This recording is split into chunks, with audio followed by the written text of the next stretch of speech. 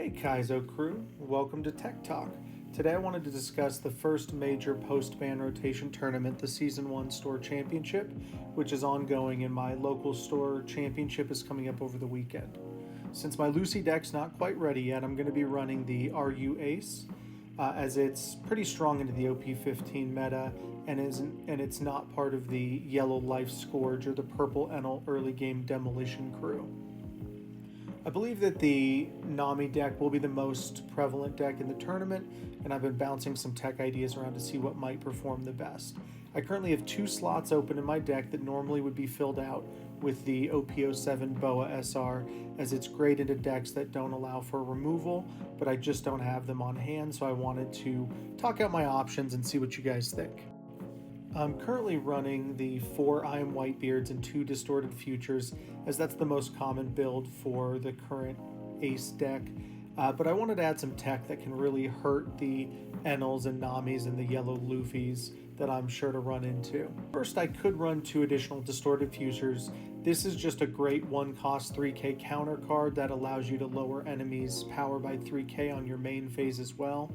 It's highly versatile, great for setting up a kill on characters like Enel with a Whitebeard swing. Second, I have Divine Departure. This 1-cost event is a 3k counter, and it also has a 6-cost main event ability, which allows you to KO an opponent's character with less than 8k power.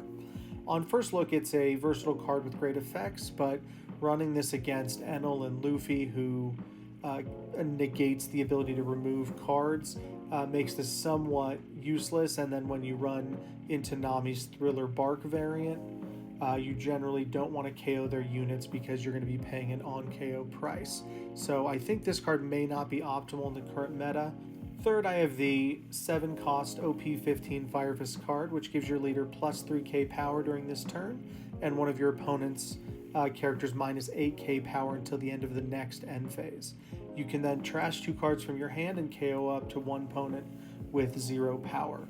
It's a pretty strong card overall, and while it's a 7-cost with no counter on it, even if you don't activate the second half of the effect, you can still give your leader a plus 3k buff swing, and it takes an opponent's character out of the match for a full turn due to the minus 8k effect. It's a strong option, but it's used for late game, and in Ace's deck, I think it would require a high skill level and situational awareness to pull off its usage optimally. Next, we do have the Gravity Blade Raging Tiger, a 7-cost blue card. It allows you to send 2 characters with a cost of 6 or less to the bottom of your opponent's deck, and a trigger that places a 5-cost card at the bottom of the opponent's deck. This is a monster card when you're dealing with the Nami or the red-green Luffy deck, but it's essentially useless against Enel or yellow Luffy, so I think this is one we'll have to leave out. Moving on to our 5th option, we do have a 7-cost 6k power Ein card from OP7. This card's on-play effect brings opponent's character to 0 during this turn. It's a passable attacker with a great on-play effect. It can help you guarantee a kill against a rested opponent. It's good into most red-blue decks, but it's a little bit lackluster as an attacker when forced to play outside of the odd curve. So overall, could be a good option, but since you're looking for the even curve on the Ace deck, this would have to be a little bit of a situational card. And finally, we have the 6-cost Honesty Impact. This gives 1 character minus 4k power during this turn and KOs up to 1 of your opponent's characters with 6k power or less. And it also has a trigger effect that KOs 1 character with 6k power or less.